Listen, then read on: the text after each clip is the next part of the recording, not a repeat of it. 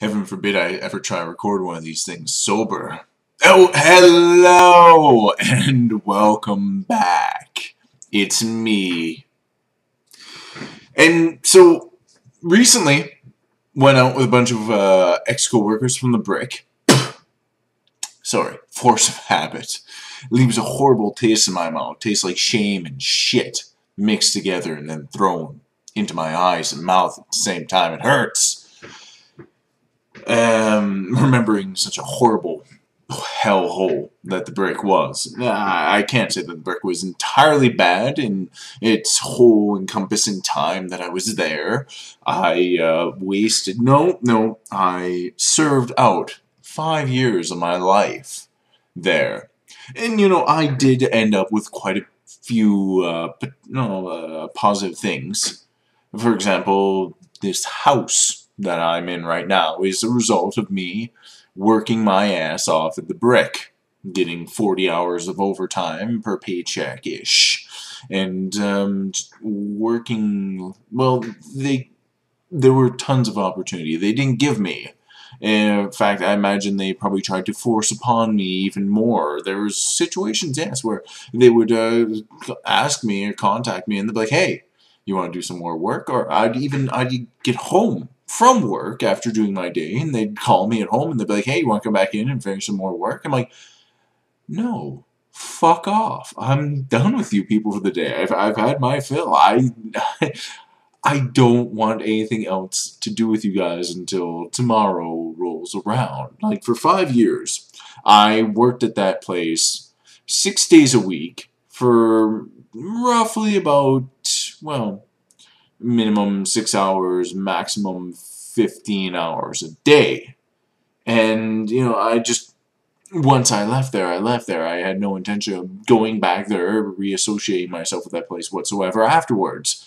It's natural, I think, after you spend an extended amount of time somewhere or dealing with something, that you kind of want your time apart. That goes for jobs, that goes for relationships, that goes for, I would hope, anything in your life, that you spend a copious amount of time. You spend about 70–80% of your time involved with that, and then you want your time.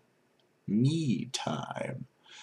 Unfortunately, I've been getting a lot of me time lately, but I'll talk about that later. Sorry. I got the proper pop this time, not that fucking superstore cheap-ass bullshit that I usually buy. This is the real shit, and it actually tastes good to burp up. Fuck.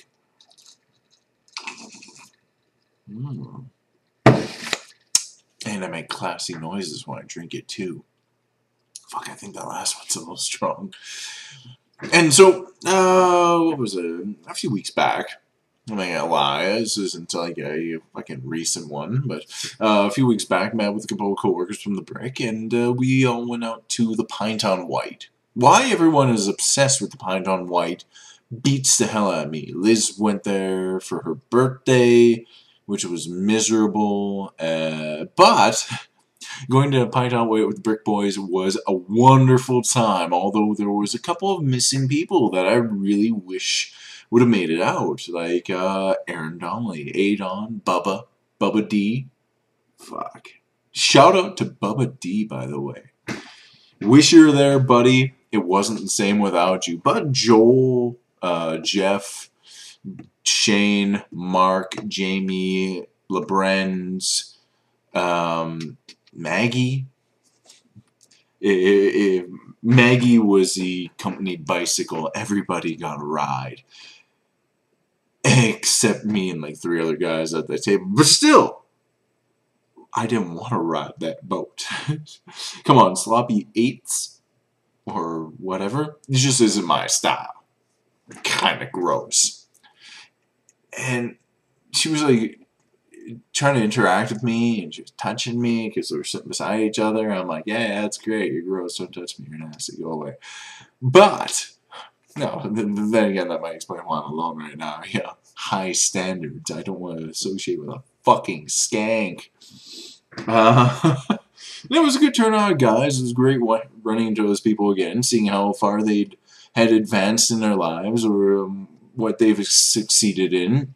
You know, Gary has 2 children now. Jamie has a kid. He's a site super for shit. I can't be not for any home builder that anyone actually pays attention to, would actually know, but it'll come to me later, I imagine. And so he's a site supervisor for a home builder that his mother works for the company that Carrie and Gary, well, Gary is, no, Carrie and Gary are married to each other. Jen is Gary's sister. It's practically his Irish twin. Irish twins, from what I know of, is that they look practically identical, but they weren't born at the same time. They were born several years apart. I think there's like a 2 years difference, except they look identical. But Gary and Jen are, well, male and female, and it's really creepy to see these. Like, it's not like they're androgynous. Jen just looks kind of manly. Yeah, they share the features that it makes it hard to distinguish if they cut their hair the same length apart. So Jamie ended up marrying her, and everyone made fun of him for the longest time. But how does it feel to fuck Gary? And you say it's fucking great. Yeah. Sorry, that was my Krawchuk impression. Jamie's last name. This probably will only appeal to people that actually know who I'm talking about, because I'm going to jump between middle or last names and first names, like seamlessly, as though I'm talking to somebody that actually knows these people and has met these people, although no one will know who the fuck I'm talking about. But still, I'm enjoying my time. Joel is still running his Jaw Transport, which was a company that I tried to get into before the Brick fired me for trying to get into that company. Shane is still working the Brick. Poor bastard. Maybe try to aspire for something, my friend. It's just so sad. Gracie is an electrician. I think I got that right this time, yes. Fisher, he went off to do plumbing. And Romeo was out there as well, John Romeo. The man. He's married, doesn't have any kids, thankfully. He still has no joy in life for anything whatsoever. I say that because he's the one man that hates every movie. I appreciate movies because I someday wanted to, well, I dream to be an aspiring filmmaker. Some people want to be doctors or veterinarians or fucking masochists or whatever. I wanted to be a filmmaker. I really enjoy the concept of letting my creativity fly and creating a vision and then having it come to life. It was a very, very appealing concept to me, but I kind of gave up on that because I'm lazy. That shit requires effort, and yeah, that ain't happening with me. And so Romeo hates every movie, and the opposite, I love every movie. For example, earlier today, I was sitting around looking at my TV. I'm thinking to myself, well, I'm going to watch a movie. Fuck it. I'm going to make some food. I'm going to sit down. I'm going to watch a film. I look at what I have on my computer. I got Snow White and the Huntsman. I have The Amazing Spider-Man. There's like 2 or 3 other actually good blockbuster movies. And the one I chose to watch was Transylvania 5-6000. Yes, it was a movie recommended by James Roll from Cinemasker as part of his Halloween movies to watch for October. And so I'm like, you know what, I'm going to watch that.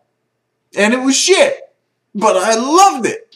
Except for like the end where it's like, oh, everything's all campy and happy. Fuck off with your happiness. You make me ill. But that's not the most exciting part of going out with the boys. So we're at the Pine on White, and the waitress comes up to me and she's like, what would you like to drink? I'm like, what is that thing that is between a pint and a pitcher? And she's like, we don't have that. I'm like, well, what is it then? She's like, it's a schooner. I'm like, so I can't get a schooner? She's like, no. I'm like, all right, I'll get a pint. So she brings me a pint of fucking Keith's Red. I drink that down with the boys. We showed up there at like 4 o'clock in the afternoon. And I'm feeling good after this fucking first picture. So she comes around. She's like, so, you want another one? I'm like, sure, what the fuck? Oh, shit. Now, out of my history of drinking, 2 pitchers has always been my limit, my maximum. That is tilt for me. I've successfully drank 2 pitchers about 3 times in my life. And every single time I've thrown up. Yeah. They've just fucking destroyed. Actually, no.